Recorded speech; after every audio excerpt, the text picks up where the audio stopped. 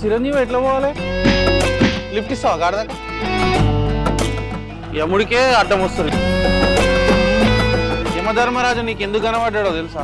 నువ్వు మంచోనివి, అందుకే నీకు కనబడ్డా. సకల పాప శిక్షనుండా యముండా.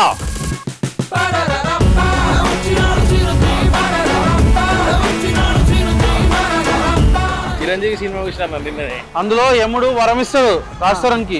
అందరి తల మీద ఏవో కనబడుతున్నాయి డాక్టర్. ఏం వరం ఇచ్చిందో తెలియాలంటే సినిమా చూడండి. అద్రే అభి అన్న ఉన్నాడు కదా డైరెక్టర్, ఆయన డైరెక్ట్ చేసిండు. రాస్తారన్ బ్రో హీరో. ఆహాలో అందరు చూడండి, సినిమా హైలైట్ ఉంది.